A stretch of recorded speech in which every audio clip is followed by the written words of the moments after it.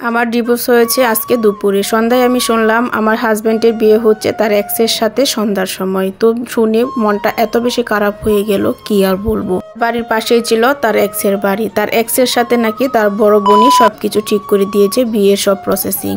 এই কথাটা শোনার পর আমার হাত পা কাঁপতেছিল। আমি খুবই অসুস্থ হয়ে পড়লাম। আগে থেকেই আমার মনটা অনেক বেশি খারাপ ছিল। সো আমি অনেক বেশি অসুস্থ হয়ে পড়ায় আমার ফ্যামিলির মানুষজন আমাকে ডাক্তার দেখাইতে নিয়ে গেল। তো ডাক্তার আমাকে স্যালাইন দিল। আমি সারা রাত ধরে স্যালাইন নিতেছিলাম। তারপর হঠাৎ করে দেখলাম আমার হাজব্যান্ড খুব খুশি মনে বারবার তার এক্সকে বিয়ে করার যে ছবিগুলো ছিল একটু পর পর এক একটা ছবি ফেসবুকে পোস্ট করতেছিল।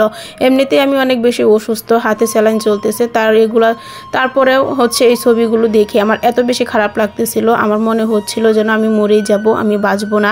আমি খুবই খারাপ একটা অবস্থায় পড়ে গেছিলাম। তারপর আমি 2 দিন 2 রাত একদমই ঘুমাতে পারতেছিলাম না। আমার যে একটা সন্তান ছিল তাকে আমি ভুলে যেতে লাগছিলাম, তাকে আমি একটু টেক কেয়ার করতে পারতেছিলাম না। তারপর পরের দিন আমার ফুফুরা এসে আমার সন্তানকে নিয়ে যায়, তারাই টেক কেয়ার করতেছিল। আর আমি যেহেতু অসুস্থ ছিলাম, তো আমার হাজব্যান্ড তার নতুন বউকে নিয়ে তার শ্বশুরবাড়িতে আসছে। আর তার শ্বশুরবাড়ি যেহেতু আমার বাড়ির পাশেই, তো আমাকে কেউ বলে নাই বা শুনতে দেয় নাই আমি কষ্ট পাবো বলে। তো পরের দিন আমি হঠাৎ করে জানতে পারলাম যে আমার হাজব্যান্ড তার নতুন বউকে নিয়ে শ্বশুরবাড়িতে আসছে। আমার এই কথাটা শুনে এত বেশি খারাপ লাগতেছিল, আমার বুকের ভিতরটা একদম শেষ হয়ে যাচ্ছিল।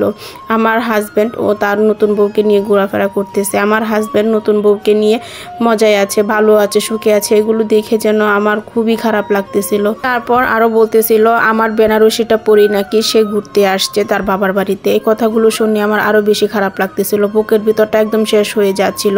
তখন আমাকে সবাই বোঝাতে লাগলো, তুই এভাবে ভেঙে পড়লে তোর ছেলেটা কি করবে, তোর সন্তানটা তো শেষ হয়ে যাবে, তো তোকে তোর সন্তানের জন্য হলেও বেঁচে থাকতে হবে। তো আস্তে আস্তে আমি মনকে শক্ত করি। তারপর হচ্ছে আসল টুইস্ট, সেটা আপনারা জানেন। তো হঠাৎ করে শুনতে পারলাম কিছুদিন পর তার নতুন ওয়াইফ তাকে নাকি রেখে সব কিছু নিয়ে, সোনা দানা সব কিছু নিয়ে পালিয়েছে।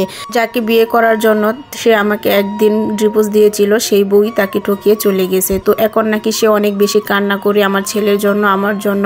সে নাকি বারবারই বলে যেন আমরা ফিরে যাই। আমি তো এখনো বিয়ে করি নাই, তো কি হয়েছে, আমি একটু মেনে নেই সব কিছু। কিন্তু আমি কখনোই এসব আর মেনে নিব না, কারণ যেটা আমার সাথে ঘটে গেছে সেটা আমি কখনোই পুনরাবৃত্তি করতে চাই না। তো আমি ভালো আছি, আমার সন্তানকে নিয়ে এভাবে ভালো থাকতে চাই। তো একদিন আমার ছেলেটাকে মানুষের মতো মানুষ করব, এভাবেই আমার জীবনটা কেটে যাবে। আমি আর কখনো এই সংসারে ফিরে যেতে চাই না।